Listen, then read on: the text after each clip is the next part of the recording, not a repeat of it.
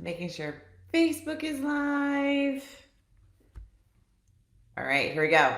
Hello, everybody, and welcome to the PT on Ice Daily Show. My name is Christina Previtt. I am one of two lead faculty for clinical management of the fitness, athlete, pregnancy, and postpartum.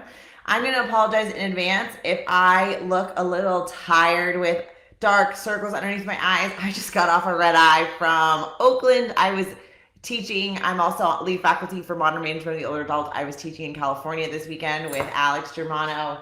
It was a great group of home health clinicians. I got to ring the bell on the last live course in 2021 for ICE, but it's making me a little tired because I just got in and family mom duties commenced, and I'm on what my Whoop band says is an hour and 25 minutes of sleep. So if I don't make sense today, please give me a little bit of grace, and my voice is a little bit hoarse because I was lecturing in a mask all weekend, but it is all good. If you're interested in learning a little bit more about what CMFA pregnancy and postpartum has to offer, we have our next 8-week online cohort, our first of 2022, starting January 3rd. And officially in 2022, we get on the road and we start teaching CMFA pregnancy and postpartum live, at which weightlifting belt is going to be one of our many topics.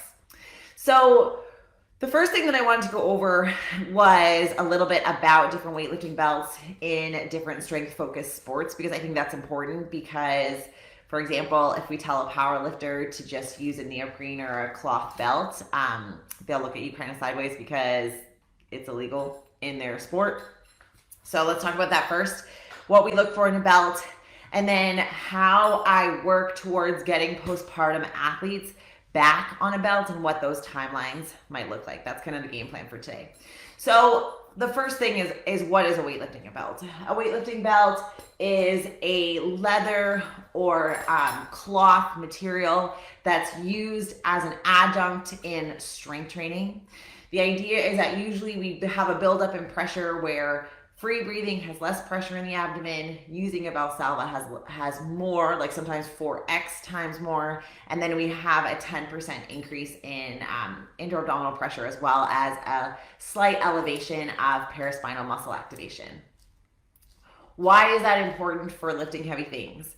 It's because the more we can get stability through the spine, Mitch Babcock in our CMFA division says the spine holds the line. The more we can get support and strength and stability through the spine, the more weight that we can exert on the bar, whether that be the clean, the deadlift, the squat. Oftentimes people don't use belts sometimes they do for the snatch, but not as often. Ditto with the bench press. So we're kind of thinking the big 5 movements in the world of Olympic weightlifting, the world of powerlifting. And so oftentimes when athletes are hitting their heavier sets, they are going to be using or allowing a weightlifting belt to be used, and using that for a little bit of boost of support. There are different types, as I mentioned, where we have the cloth belts and we have the leather belts. In CrossFit, it's kind of everything goes. There isn't necessarily a regulation which belts are the most appropriate. In weightlifting, same thing. There's a little bit more grace with respect to, like, you can use a weightlifting belt that is leather. You can use a weightlifting belt that is the cloth. However, the thickness of the belt has to be within regulation size. One time, I feel like this was like kind of mean on a side of a fellow athlete. I was like a quarter of an inch or less than a centimeter too wide in my weightlifting belt. I was using a common one that was used a lot in CrossFit, and somebody called me on it going into my 3rd clean and jerk, and it was the clean and jerk that I had to use in order to make nationals. And so I had to go with somebody else's belt that I had never used. Talk about a mental mind game, but that was probably a mean thing that an athlete did to kind of call me out on my belt at a local meet to try and make nationals, but I have moved past it. But the important thing is that you need to be making sure that your athletes are staying within regulation, because sometimes that can be a big thing. You can hear my dogs coming in here. They missed me this weekend too. Okay, for the powerlifting world, however, these belts are actually illegal, so they can't be used. They have to use a leather belt that is within a certain parameters. Depending on the organization that you are working in or competing in, you actually sometimes have to be limited to certain brands of belts, accepted brands. So again, things to be aware of when you're making recommendations for belts, because using a cloth belt, you're going to have a little bit less pressure, a little bit less cinching and tightness of the belt. But a powerlifter, they may not be able to use that. They may be able to use that in rehab, but when they're going to compete, they can't start relying on this. Okay, so why do individuals use a weightlifting belt? Because it has an increase in paraspinal muscles.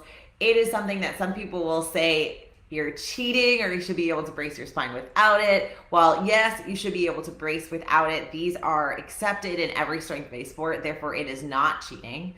Ditto to the weightlifting shoe. That's sometimes it goes around the social media spaces that, you know, you should be able to do a full squat without weightlifting shoes, and that's cheating. You should be able to do a squat without weightlifting shoes, but it is illegal. It is legal in competition, therefore it is not cheating by any respect. And I'm going to use any performance advantage I am allowed, because especially if I'm trying to perform at a high level, I want to take every advantage that I can that is allowed in sport. Okay, so when we start talking about weightlifting belts for females, it has gone around the pelvic health space that it should not be used by postpartum athletes because of risk of pelvic floor dysfunction. And that is fair. You know, we have Carrie Bow's 2020 study that showed that some female athletes in particular start to feel symptomatic when they're using a weightlifting belt. This often corresponds also with heavy lifting, so in their 1, 3, 5 rep max ranges.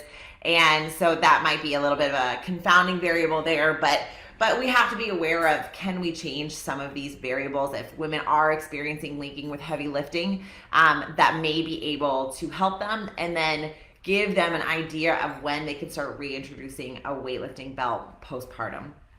So when I'm thinking about returning a female athlete post-delivery, we are talking about building the foundations first. We want to make sure that we're working back on motor control. And I'm not talking about supine TA. I'm talking about introducing bracing strategies under a barbell so that they get used to where their body is in space and have that equilibrium come back without that anterior weight shift because of a baby being there. So we're going to be starting with that first. Then we're probably going to be using a breath out on exertion, making sure that the pelvic floor is able to accept loading and work in a linear manner in order to start accepting more load and feeling confident and supported in that.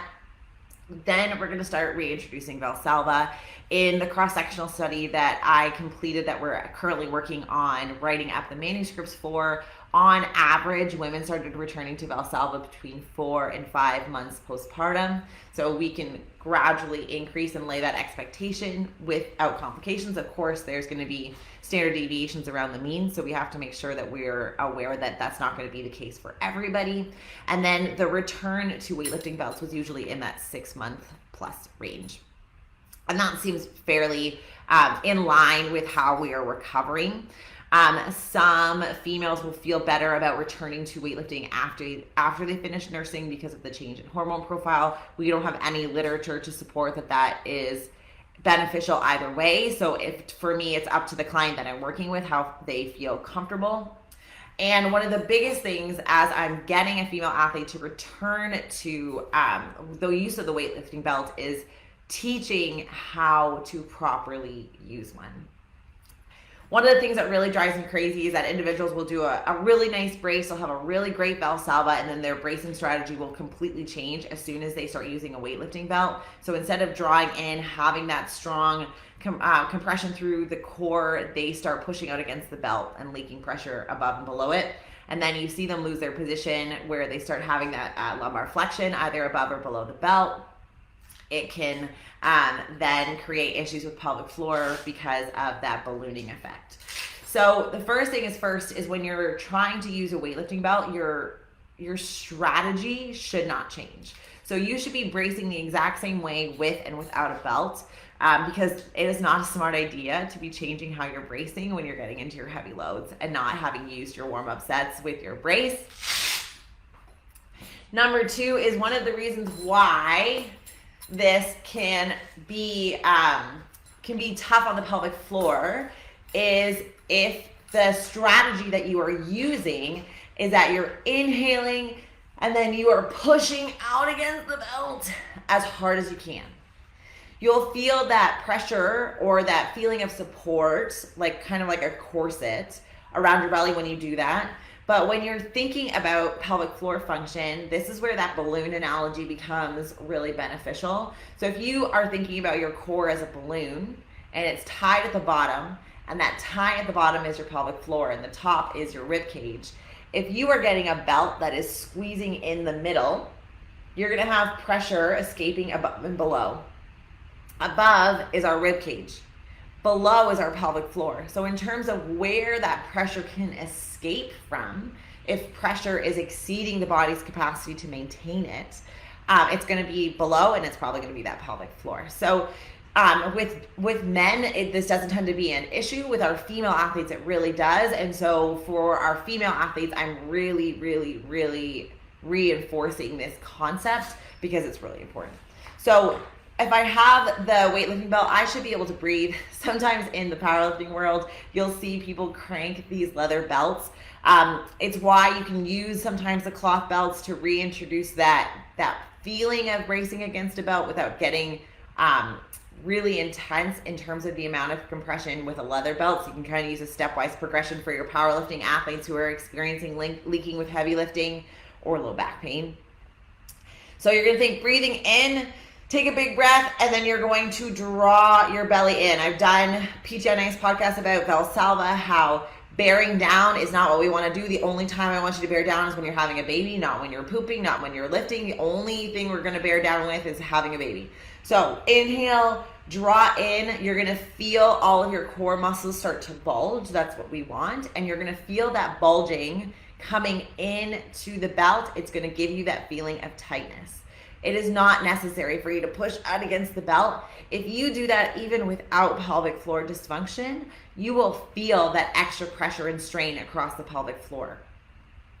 So I encourage you all to just inhale and even Valsalva without a belt and bear down, and you'll probably feel that increase in pressure coming downwards. So we want to make sure that we're avoiding that, especially for our female athletes who are symptomatic. And it may be a preventative strategy too, because we know that there's such a high incidence of incontinence in female athletes who are lifting heavy weights and CrossFitters with different movements, especially that double under. So inhale, brace, draw in, and you should feel enough pressure across your belt that you are feeling supported. You should not be able to talk. You should not only be able to hold this for 15 seconds before you pass out because it's so tight. And you should notice that it's just giving you that little bit of support across your midline. But it's not, the goal is not a crutch. This is not doing the work for you. Your bracing strategy should be exactly the same. The increase is only a bump of about 10%, which is very significant at heavy loads. But it is not teaching you how to brace. And you should be learning how to brace without the use of a weightlifting belt. In terms of, is that kind of all the points that I wanted to hit on? So when we use it, why we use it, when we can return to it postpartum in that 6-month period, how we teach it, those are probably the biggest things that I would be talking to my athletes about. So working through some of these with the belt, get your athletes to bring them in.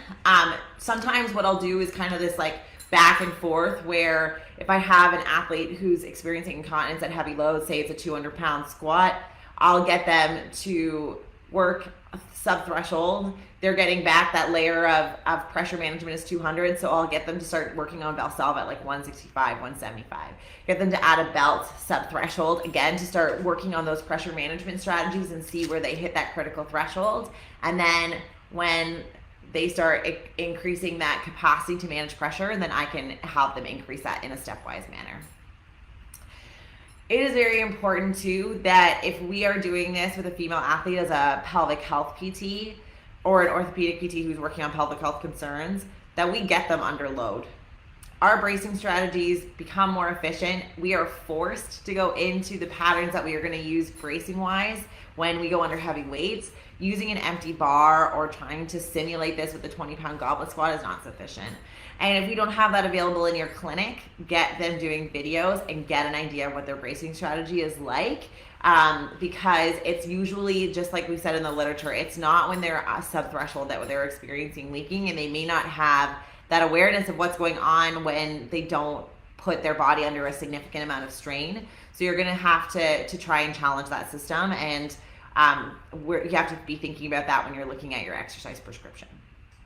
All right, I hope you found that helpful. If you have any questions about weightlifting belts, let me know. If you have any questions about how to teach return to using a weightlifting belt postpartum for your female athletes, let me know. If you're interested in learning more, our 8-week online course for CMFA pregnancy postpartum starts January 3rd, or you can catch us on the road. Our first course of 2022 is February 22nd, I believe, in Henderson, Tennessee. I'm on the road a lot next year. Sometimes I don't even know where I am on what weekend, so bear with me a little bit, and I'm on a 90-minute sleep from my flight. So thank you all for listening today. I hope you found that helpful, and if you have any other questions, let me know. Happy Monday, everyone.